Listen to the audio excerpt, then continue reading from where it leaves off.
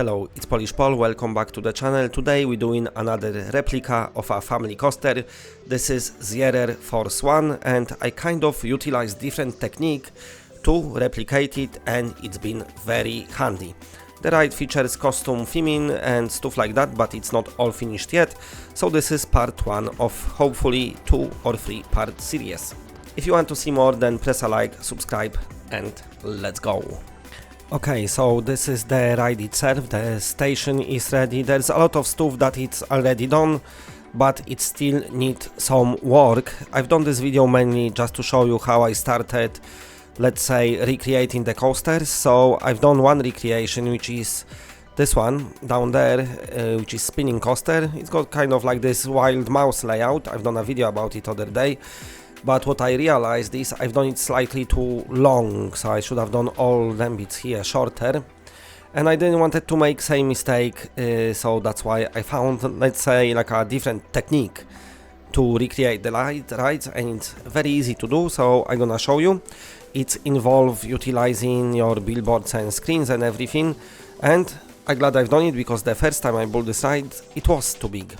But let me quickly just show you what it's all about. So this is Zierer Force 1 model roller coaster, which is a smaller kiddie coaster that you can place in your parks. It's only got one helix and it does 2 laps. I actually feel like I went very over the top with the theming when it comes to what it is, but I wanted to have it here. It's a part of different theme that I'm gonna utilize when the rock update itself drops with colored rocks. And the area around the coaster, there's gonna be some stuff scattered around here as well. So whatever you see so far, maybe in all this part of the park and down there, it's still work in progress. There's a lot of stuff I'm still doing. Same down there, you know, there's a car park area what's not done. So there will be a lot of changes, but the general layout starting to kind of be taking place now, nicely being shaped. So let's take you on the ride. First of all, this is the entrance, and that's what the station look like. Still not finished. I'm gonna add some accents to make it more realistic. The exit is on other side because that's what this type of coaster does. I'm gonna decorate the trains as well.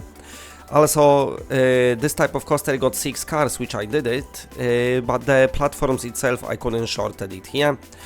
And also I think the Planet Coaster doesn't count the station as the length of the track because it's still, even though I've done it according to the, you know, the blueprint, it still seems a bit big, and I'm assuming this is because of the station platform. Anyway, this is the exit and you're going through the rocks and then under this bulldozer. I might do like a secret exit. I was thinking somewhere here when you go through like a slide or something. The game did great job with the supports itself. When you look at the ride, it actually looks similar, the supports. There's 2 different types of support this ride might take, so I'm gonna show you that in the video. But I'm gonna get rid of this support on the path and just put like a pipe here in the middle or something like that. So yeah, let's get to the video, and then after I've done, we're gonna check out the, you know, some shots of the ride, the point of view, the ride and everything. So let's go. Okay, so what I did here to make sure that my ride actually gonna stay the right size this time, and you know, even though the other ride looks apart and looks how it should, I don't like the fact that I've done it slightly too long. So instead of me having to like kind of look at screen and going back to Windows and looking at the ride or looking things up on my phone, I was thinking, you know what if I use lately added billboards that are in the game, get myself some reference photos as you can see here and reference videos and build the ride that way. And that seemed to be the right call because it's actually worked out great. The ride I'm building is Zierer Force 1 roller coaster, and that was taken from the the manufacturer website, and down there they had like, let's say, some showcases of the rides they've got. So that's what I did here. I'm gonna just skip it, so you know, once I got everything added here, you can see I added myself a video as well. Eventually I moved this everything around because what happened is I actually did build this ride too big first time around, and that's why this technique kind of come handy. So I just wanted to quickly share. I'm gonna quickly skip forward to show you the final part of the build. Okay, so here we are. Eventually, what's happened here is I kind of realized that maybe the station itself is not adding, it's actually adding to the track length. That's what I meant to say. I think I said it wrong earlier. That's why the coaster seems to be too big from that perspective, like adding about, I don't know, 15 meters, 20 meters or something like that. But anyway, this is the final form of the track, so I am looking at the photos down there and also at the video, just to make sure that I'm doing everything right. Thankfully, this is not too complicated roller coaster and fits nicely with the theme as well. I was able, as you saw, decorate it nicely.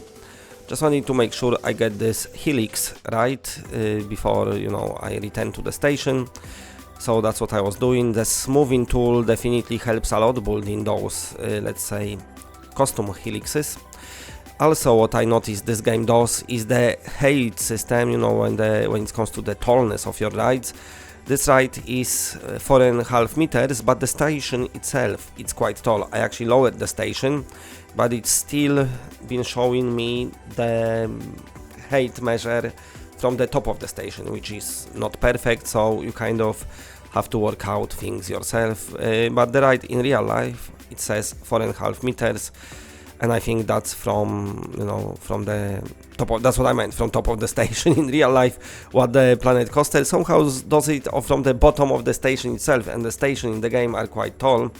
And even this model in the game meant to be zero, that's what it's emulating, let's say. It's still got way too tall station, so I kind of lowered it down to the ground. But yeah, this is the final track coming along, just few smoothing to do. I'm gonna fast forward a bit. Here we are, so that's the final smooth edge I'm performing here. Like I said, the smoothing tool definitely comes very handy in this game, because even you can kind of do the rough edges to give you the idea what you want, and then smooth it out using smooth tool to make you how it should be. So now the final test, and I think that's everything worked right. Look at that. I've got all the pictures in front of me. Come so handy. So yeah, I got spreadsheet down there as well, so I know how tall everything is and everything. So yeah, definitely a good technique I found. Very, very handy, much better than what I used to do. So yeah, so I think I realized I need to smooth something else here. Yeah, and so that's how I've done it. So once I smoothed that, the ride was ready. So here we go. The ride gonna go do 2 laps. Like I said earlier, there will be some more theming, so some more details will be added to the whole area, even though it looks a bit empty at the moment.